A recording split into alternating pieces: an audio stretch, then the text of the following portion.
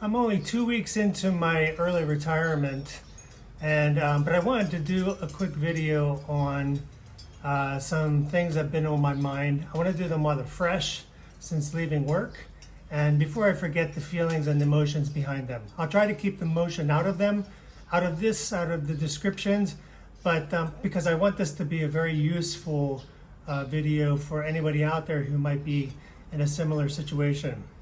So the last 6 months of my job, right before early retirement, were some of the most stressful of my career. Even though I already know I was being cut back in the first half of the year, I lived with a constant low-grade anxiety. Today I wanted to share some of the biggest concerns that I had during the last 6 months of my time at work. And this is not to complain, but to help anyone who might be in a toxic workplace while they're also planning their exit. So one thing that surprised me most about some of these things on my list were that it didn't have anything really much to do with the work itself. It was more how I became anxious and a bit paranoid in a work environment that already lost its trust. So the first worry I had was actually being found out online. Back in the beginning of the second quarter, around April, I decided I was going to do a YouTube channel because that's when we were already talking at work that it was looking like we would be reducing budget. And so there was a possibility, even though it was relatively small, that my position would be one of the ones that was cut. Within a few months, I was actually one of the ones being cut because I wanted to, I was ready to leave this particular organization, mostly because I couldn't take working there much longer. So in April, I hesitated because I didn't know how the algorithms of YouTube worked. And even though my video, the purpose of my channel was to be more about lifestyle and eventually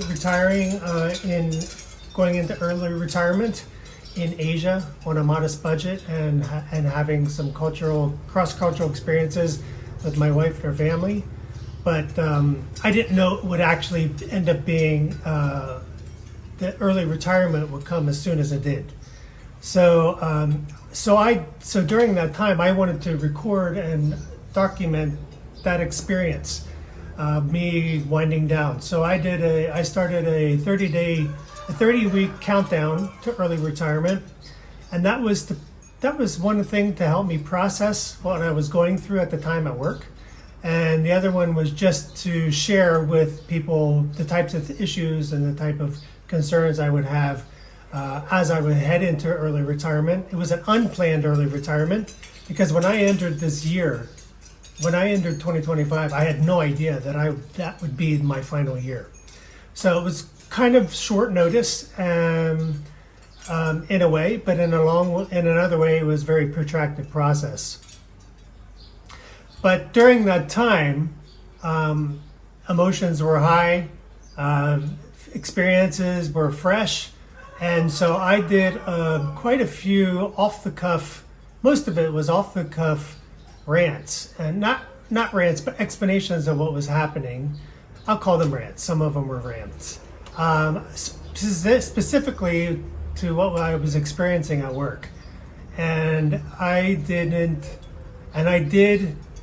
was specific, but I never mentioned any specific names or locations, people, or even the organization. But I said enough that if someone in the organization did come across any of my videos, they would clearly know who I was talking about or what I was talking about. And sometimes I lost sleep over that. I probably really pushed my luck with that, but thank God I didn't get exposed. And I would have a nightmare that I would be in a meeting and one of my colleagues would pop up a video on the screen and everybody would see me there, and the person would press play and then they would see me talking about certain specific, without names, specific situations at work that were detailed enough that they could easily identify who I was talking about. But I would go to bed sometimes paranoid about that, and I didn't want that to happen. Even though I knew it was like 1 in a billion chances that someone in that context would be watching a video similar to what I am, similar to videos that I watch, or even what I was producing. So I was afraid of being found out online, but even though I knew it was a small probability. So the second point was losing my final pay. Worried that something, an argument or a toxic situation or a false accusation in the office could potentially derail or cost me my final pay. So when I knew I was leaving, I knew that my final pay was actually something that would help me survive and get through my first year of not working, of unemployment. So just a quick background, the office that I worked in was kind of small organization with a big impact in the country. But in the last year and a half, when we had change of leadership, everything changed. The office just became, we lost the culture that we had before. We lost that sense of trust. And there was a few of the key positions kept changing, so different dynamics were happening within the office, and you never knew. I would hear some of the gossip, and I would hear some of the comments made by staff back and forth, and I saw some of the two-faced sides. I tried to stay out of it because it was mostly local staff. Thai staff, and I was one of the only foreigners working in that office. So I was removed from that kind of dynamic. But sometimes they would come and talk to me, and I could hear the gossip, I could hear the tension that was happening between the staff, and it's one of the reasons why they put someone like me in there to keep neutral. But I tried to give an ear without getting involved. But sometimes you never know if someone could use that information against you. So the third one is a major event derailing everything that I was planning. So my timeline was short, and I was afraid of something like major causing a major inconvenience because when I knew I had 6 months left basically in the country and in this job, I started we started making plans before I would have to leave the country. So one of the big plans that we pushed forward fast was our wedding, and we decided that we would have the wedding at the end of November. I didn't know at that time when we set a date with the church that the date would be that my final date would be the end of December. We still weren't sure on the timeline. Because we did know some staff were being let go in September, and I assumed that my job would stay longer, and fortunately it did. But still, there was a very short period of time, where we knew we had to leave the country, and we were planning some big event like this toward the end. It probably wasn't a very smart thing. We could have moved it up closer, but I felt like I got some confidence from the meetings we had around the budget cuts and the timeline of it, that they would keep me on until the end of the year.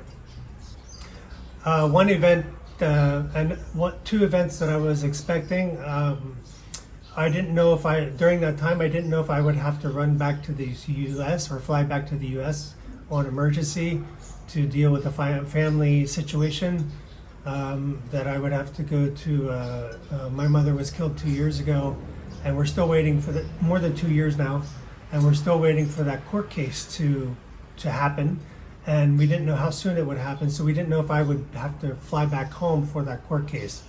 That never happened, but one thing that did cause a disruption was my wife's father. He became seriously ill very quickly, and this was happening at the end of October, and then he ended up.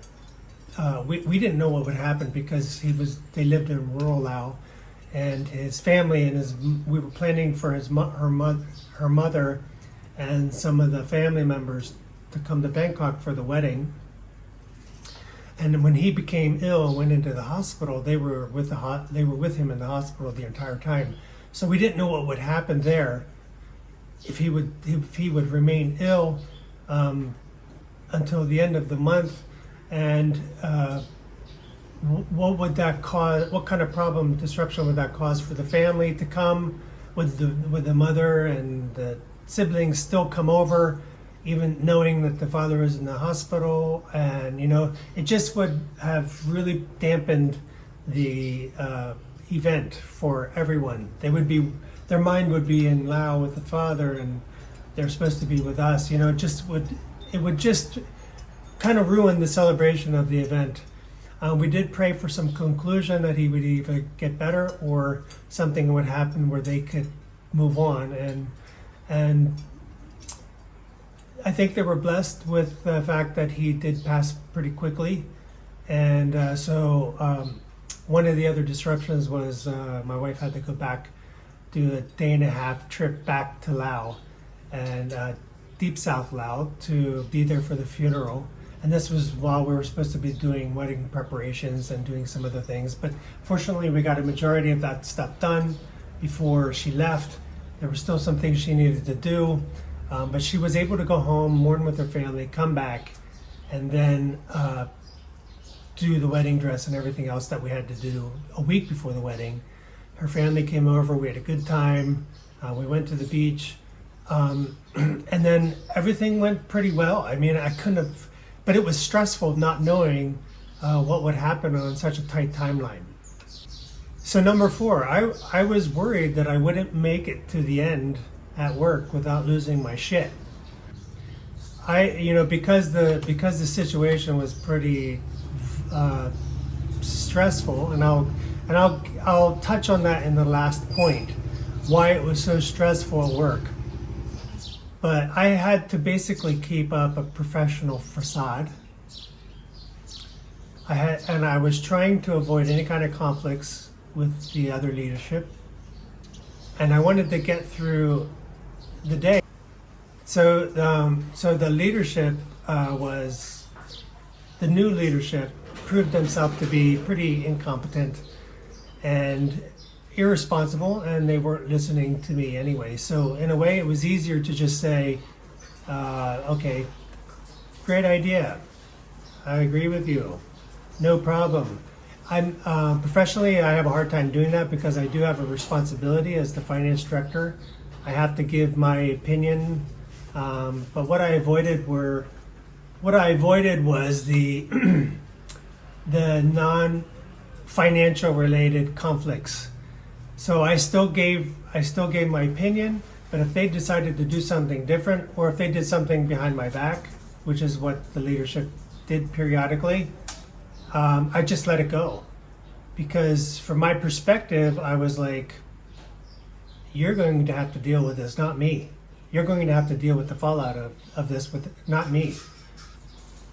It wasn't easy for me to do that because I do have an intuition. I'm pretty good at what I do, and I have an intuition and a good sense of what consequences of decisions. One of the difficulties with the leadership I had was he was wishy-washy. Every day he would change his mind about something. And I don't mind changing your mind, but the problem was he had no moral compass. So he could agree with me one day, next day he'll agree with, or the next hour. I even saw this in the meetings. 1 minute he's agreeing with me, and the next minute he's agreeing with that person, and then the next minute he's agreeing with that person. And then you're sitting there watching him, not that we didn't have all good points to take in, but he would literally change his decision from one moment to the other. And if I was lucky, I would know it at the time. One of the problems was, and challenges was, he would agree with me one day, and then the next day he would agree with someone else, the next week he would agree with someone else, and then he would make a decision, and then he was so cowardice not to come back and tell me that he changed his mind about something. I would have to find out 2, 3, 4 weeks later, sometimes months later, that something I thought we had agreed on, and I thought that was how we were proceeding. He completely changed his mind, and then he didn't remember anything anyway. So it was a very difficult. I don't know if it had to do with his age. I think he was just always like this. I think he just had people do things, and he never had to really make decisions. This is my perception of what he was like, and I think the evidence of how he had worked his entire career was the culmination of it. I think it was proof of how he probably worked his entire career. There was no consistency. There was no basis for, there was no accountability from him and decisions that he would make. You couldn't count on anything that he said, and that he would stick to it. So number 5, I was afraid of being scapegoated for some problem that arose, and many problems arose. And one of the difficulties of the situation where we were making cuts, and some of the cuts that they did make were some of the more highly technical people what tended to happen at this organization was the more technical person was, the more capacity they had, the more workload was given to them, even though it wasn't their responsibility. So because 2 of these people were not any of the favorites, they were 2 people that were cut and who carried a lot of the workload, the technical workload. So one of the things that I explained to them was, if you get rid of these people, who's going to do that part of the job? There's still this administrative technical side that couldn't be completed by other people in the office who they didn't have that technical capacity. So some of that pressure came upon me because I was one of the more technical people. And I usually assumed more responsibility. I took it on. It was my nature to take on more work to make things easier and smoother. But because became even more concentrated in the office, more of that workload was coming upon me.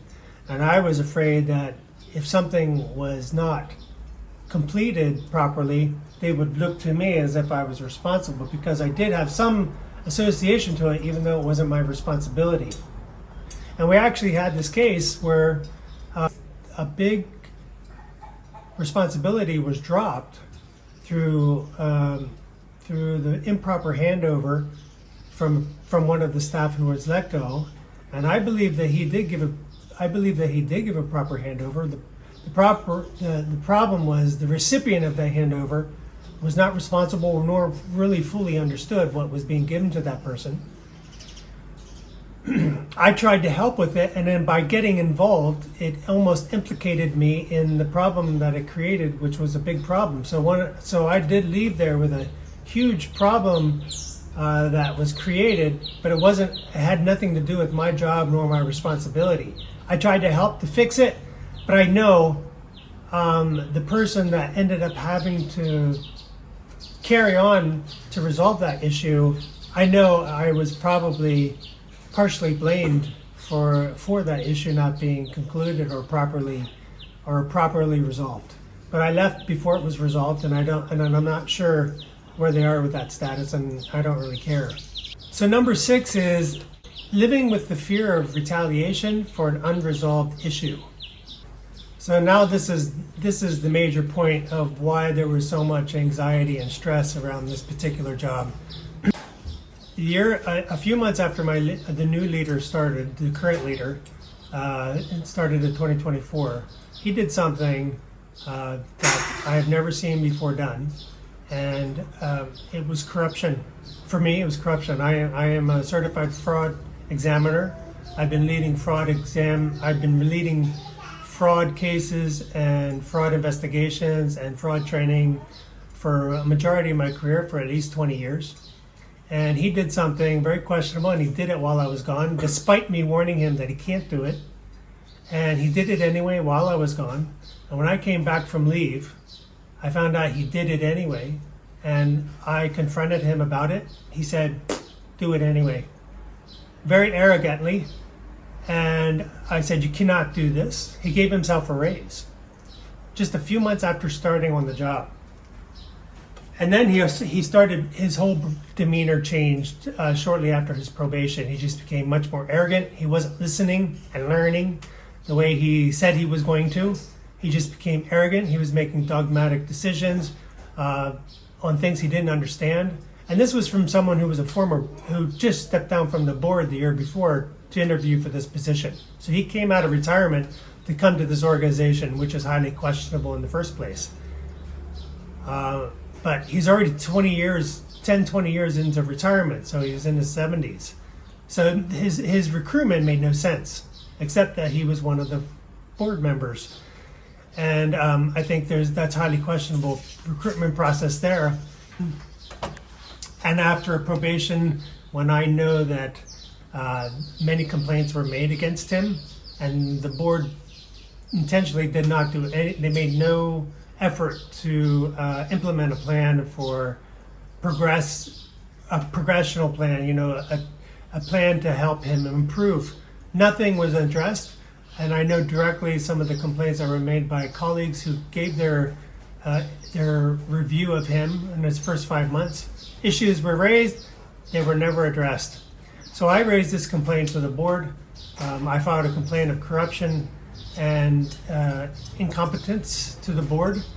And long story short, the board did an initial investigation, very superficial. It took them 6 months to do it. And so he had already known I had filed this complaint of corruption. And I specifically named it. This was corruption. And to an extent and in a position I've never seen before. I've seen incompetence, but never corruption to this blatant.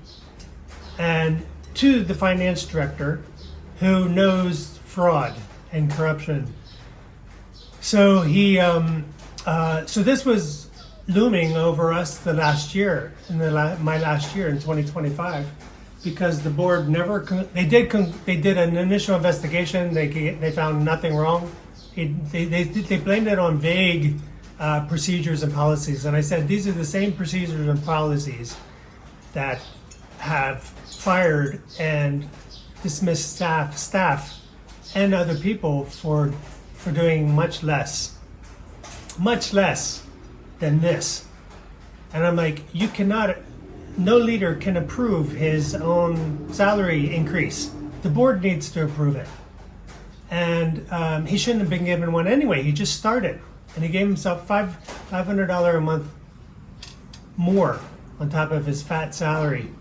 So, and this is after an organization has done everything to keep grass level type salary base.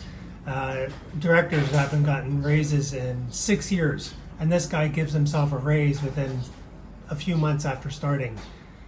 So it just showed the level of corruption, and the tension was there. So he knew I filed the complaint. I confronted him with it, and at one point when we had to do my evaluation, he just said, I'm shocked that you did this. I said, I did it and I would do it again. I said, I think what you did is wrong, and I think the board is wrong for not finding something wrong, finding you, taking back the raise. They didn't even take back the raise. There was no repercussions on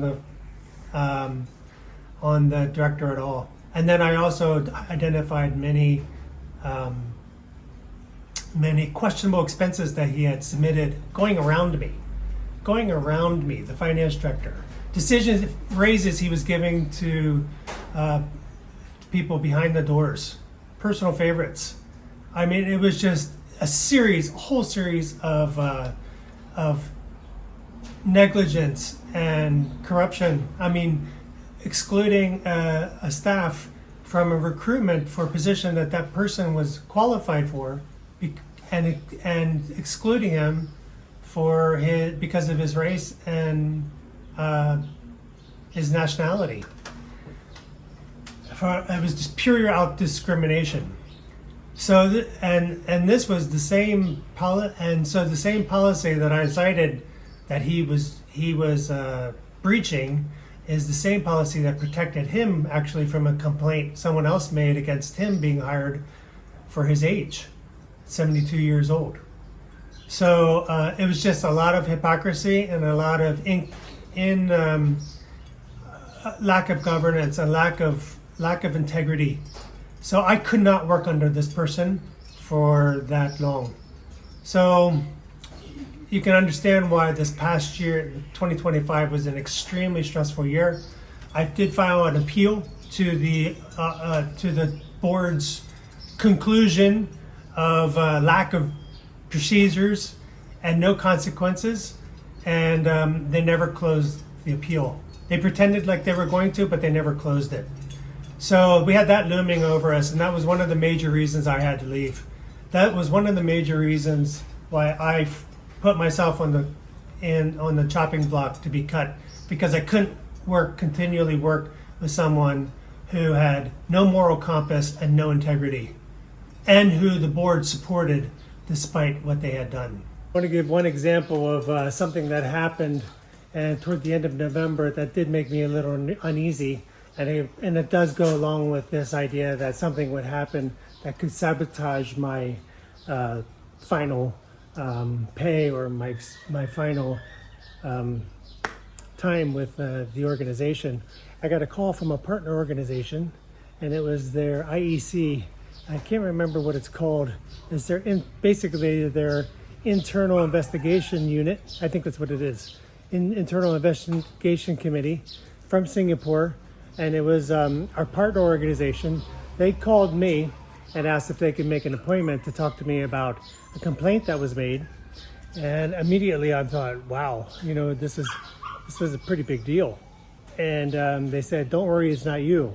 I said, can I ask you what it's about? They said, yeah, someone in the organization made a complaint against someone or your organization, and they added you as a witness to potentially give information.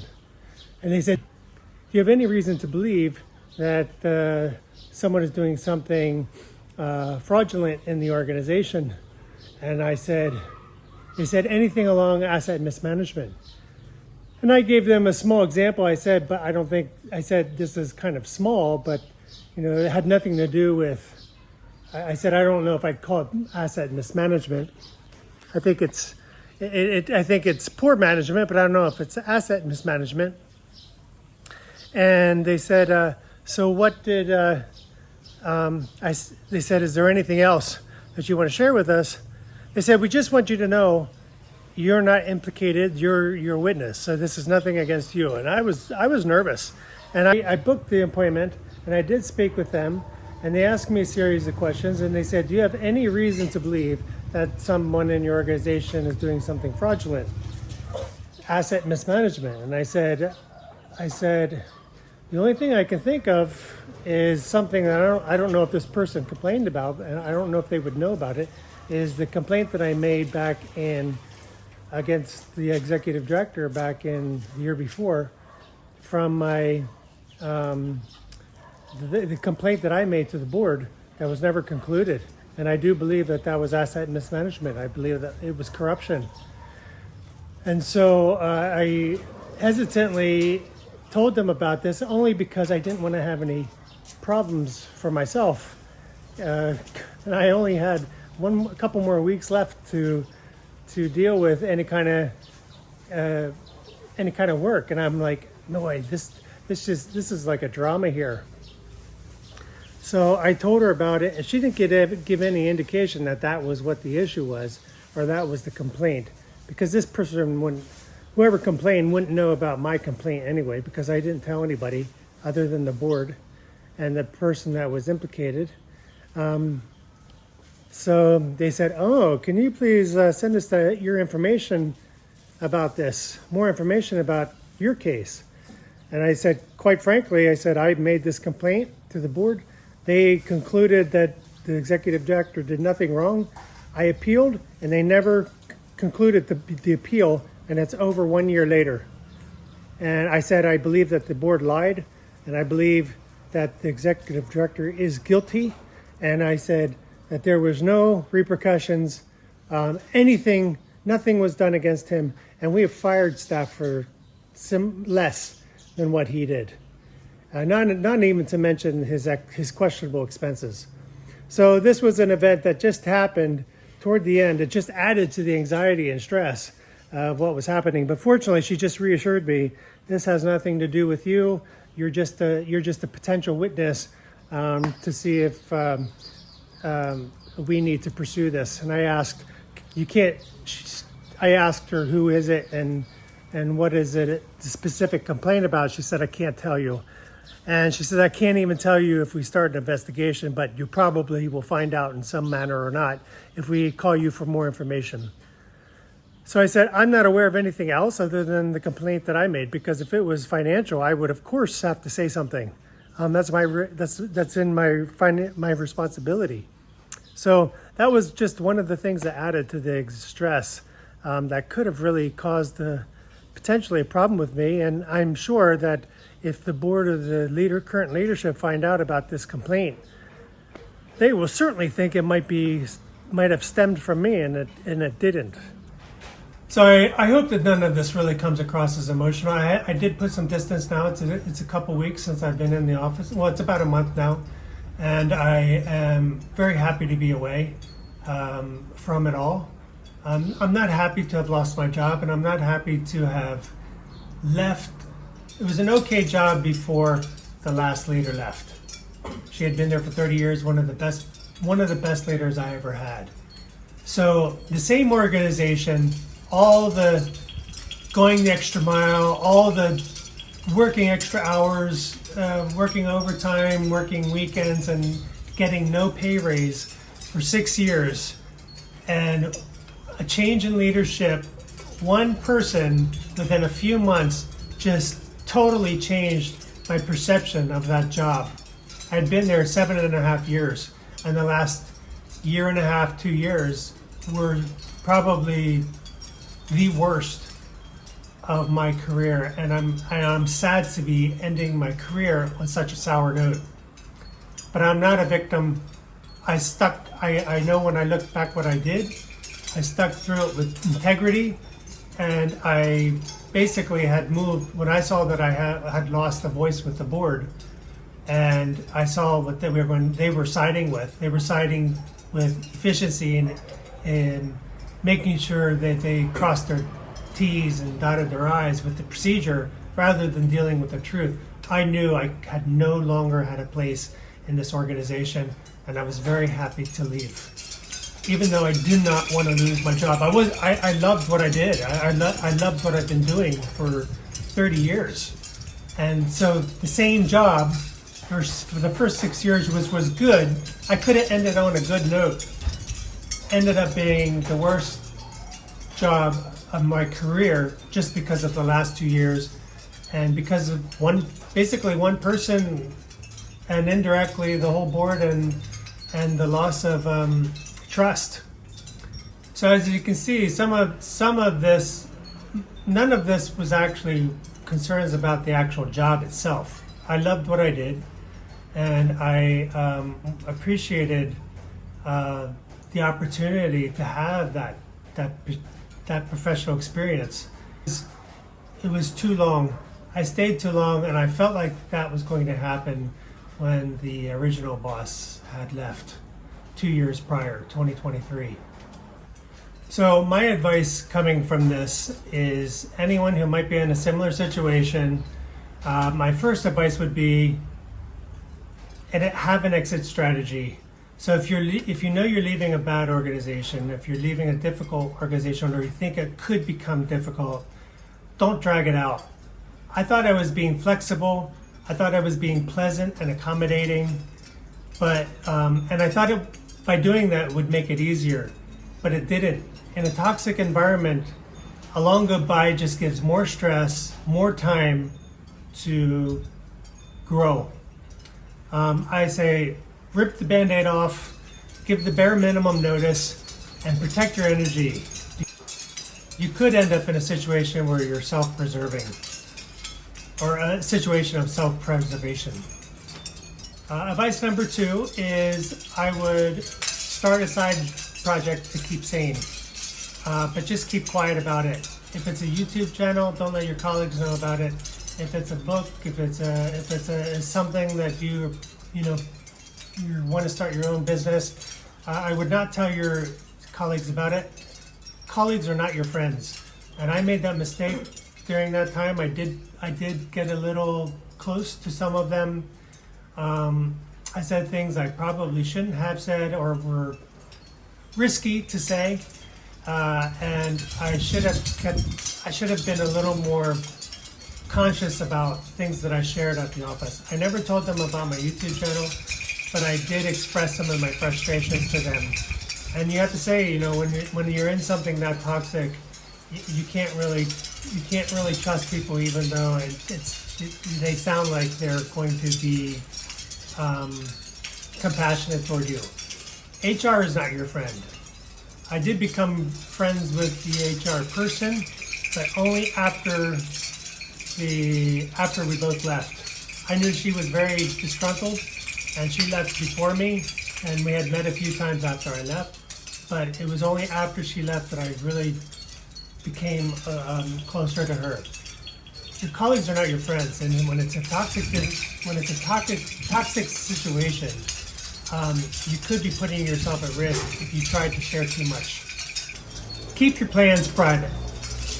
And the third one is, I would recommend getting some counsel, have a mentor or someone to talk to who could possibly help you work through the issues you're in and help you see the light at the end of the tunnel and that there is life after your current situation.